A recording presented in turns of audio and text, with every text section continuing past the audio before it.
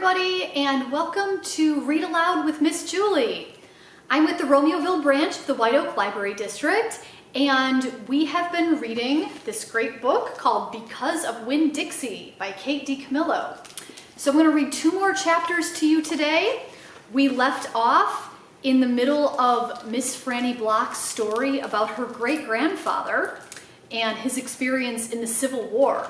And our narrator, Opal, is very, very interested in this story. So here we go with chapter 17. Well, Litmus came home from the war, said Miss Franny as she went on with her story, and found himself alone. And he sat down on what used to be the front step of his house, and he cried and cried. He cried just like a baby. He missed his mama, and he missed his daddy, and he missed his sisters, and he missed the boy he used to be.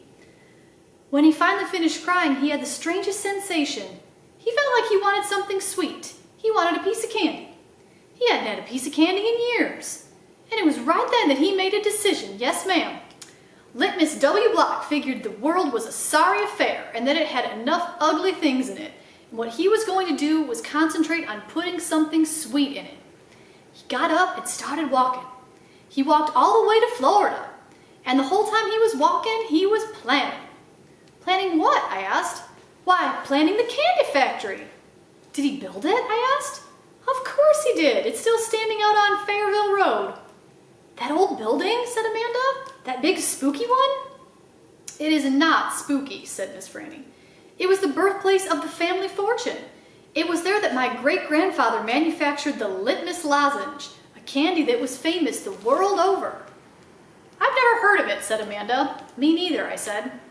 Well, said Miss Franny, they aren't made anymore. The world, it seems, lost its appetite for Litmus lozenges. But I still happen to have a few. She opened the top drawer of her desk. It was full of candy. She opened the drawer below that. It was full of candy, too. Miss Franny Block's whole desk was full of candy. Would you care for a Litmus lozenge? She asked Amanda and me. Yes, please, said Amanda. Sure, I said. Can Winn-Dixie have one, too? I have never known a dog that cared for hard candy, said Miss Franny, but he is welcome to try one. Miss Franny gave Amanda 1 Litmus lozenge and me 2. I unwrapped one and held that out to Winn-Dixie. He sat up and sniffed it and wagged his tail and took the candy from between my fingers real gentle. He tried to chew on it, and when that didn't work, he just swallowed the whole thing in one big gulp. Then he wagged his tail at me and lay back down. I ate my Litmus lozenge slow. It tasted good. It tasted like root beer and strawberry and something else I didn't have a name for, something that made me feel kind of sad. I looked over at Amanda. She was sucking on her candy and thinking hard. Do you like it? Miss Franny asked me. Yes, ma'am, I told her. What about you, Amanda? Do you like the Litmus lozenge? Yes, ma'am, she said, but it makes me think of things I feel sad about. I wondered what in the world Amanda Wilkinson had to feel sad about. She wasn't new to town. She had a mama and a daddy. I'd seen them with her in church. There's a secret ingredient in there, Miss Franny said. I know it, I told her. I can taste it. What is it? Sorrow, Miss Franny said. Not everybody can taste it. Children especially seem to have a hard time knowing it's there. I taste it, I said. Me too, said Amanda. Well then, Miss Franny said, you probably both had your share of sadness. I had to move away from Watley and leave all my friends, I said. That is one sadness I've had. And Dunlap and Stevie Dewberry are always picking on me. That's another sadness.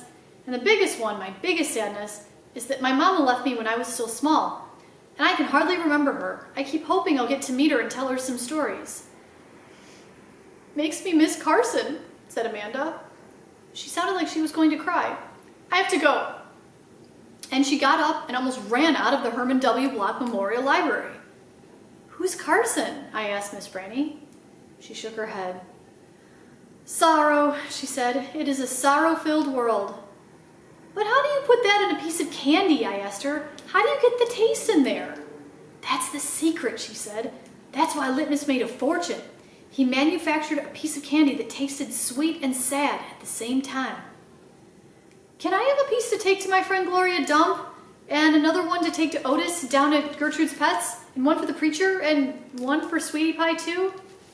You may have as many as you want, said Miss Franny.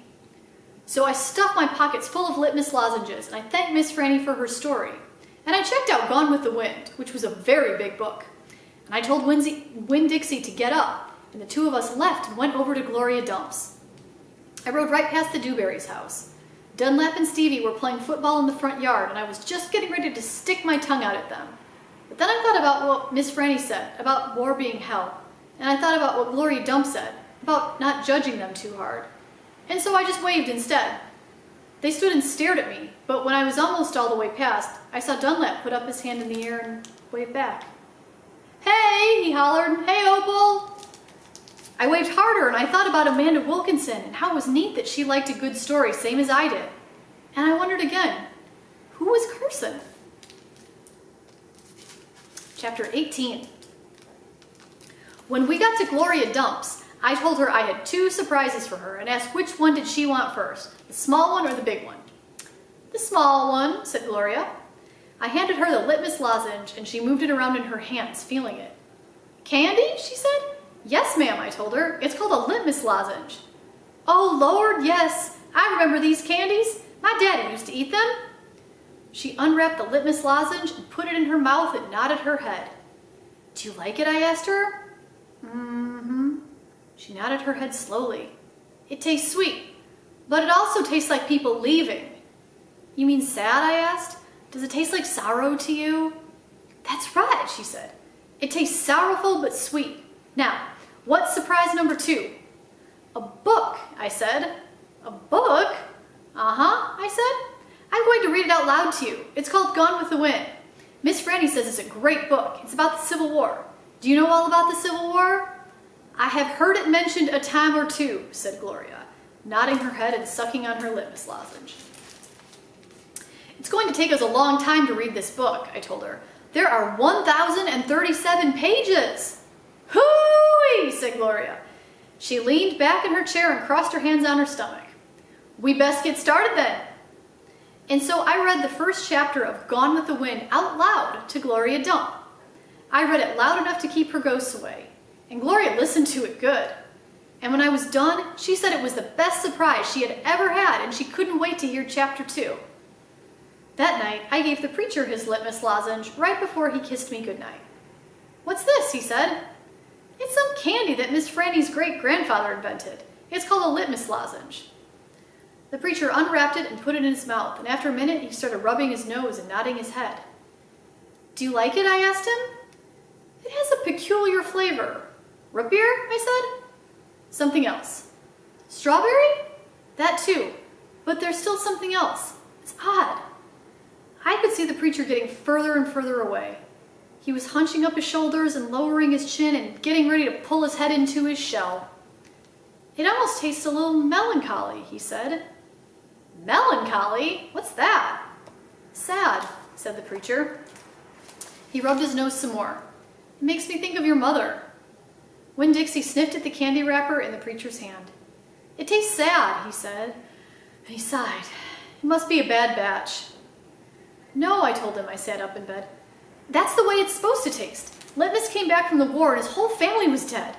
His daddy died fighting and his mom and his sisters died from a disease and the Yankees burned his house down. And Litmus was sad, very sad. And what he wanted more than anything in the whole world was something sweet. So he built a candy factory and made litmus lozenges, and he put all the sad he was feeling into the candy." "My goodness," said the preacher. Winn-Dixie snuffed the candy wrapper out of the preacher's hand and started chewing on it. "Give me that," I said to Winn-Dixie, but he wouldn't give it up. He had to reach inside his mouth and pull it out. "You can't eat candy wrappers," I told him. The preacher cleared his throat. I thought that he was going to say something important, maybe tell me another thing he remembered about my mama, but what he said was, "Opal, I had a talk with Mrs. Newbery the other day. She said that Stevie says that you called him a bald-headed baby." "It's true," I said. "I did. But he calls Gloria Dump a witch all the time, and he calls Otis retarded. And once he even said that his mama said I shouldn't spend all my time with old ladies. That's what he said." "I think you should apologize," said the preacher. "Me?" I asked. "You," he said, "you. You tell Stevie you're sorry if you said anything that hurt his feelings. I'm sure he just wants to be your friend." I don't think so, I told him. I don't think he wants to be my friend. Some people have a strange way of going about making friends, he said. You apologize. Yes, sir, I said. Then I remembered Carson. Daddy, I said, do you know anything about Amanda Wilkinson? What kind of thing? Do you know something about her and somebody named Carson? Carson was her brother. He drowned last year. He's dead? Yes, said the preacher. His family is still suffering a great deal. How old was he? 5, said the preacher. He was only 5 years old. Daddy, I said, how could you not tell me about something like that? Other people's tragedies should not be the subject of idle conversation. There was no reason for me to tell you. It's just that I needed to know, I said, because it helps explain Amanda. No wonder she's so pinch-faced. What's that? Said the preacher. Nothing, I said. Good night, India Opal, the preacher said. He leaned over and kissed me, and I smelled the root beer and the strawberry and the sadness all mixed up together on his breath. He patted Winn-Dixie on the head and got up and turned off the light and closed the door. I didn't go to sleep right away. I lay there and thought about how life was like a litmus lozenge, how the sweet and the sad were all mixed up together, and how hard it was to separate them out. It was confusing. Daddy, I shouted. After a minute, he opened the door and raised his eyebrows at me. What was that word you said? The word that meant sad? Melancholy, he said. Melancholy, I repeated. I liked the way it sounded, like there was music hidden somewhere inside it. Good night now, the preacher said. Good night, I told him back. I got out of bed and unwrapped a litmus lozenge and sucked on it hard and thought about my mama leaving me. That was a melancholy feeling. And then I thought about Amanda and Carson, and that made me feel melancholy too. Poor Amanda, and poor Carson. He was the same age as Sweetie Pie, but he would never get to have his 6th birthday party. All right, well, that was the end of chapter 18. I will see you in 2 weeks, and we'll read chapters 19 and 20 together. Bye.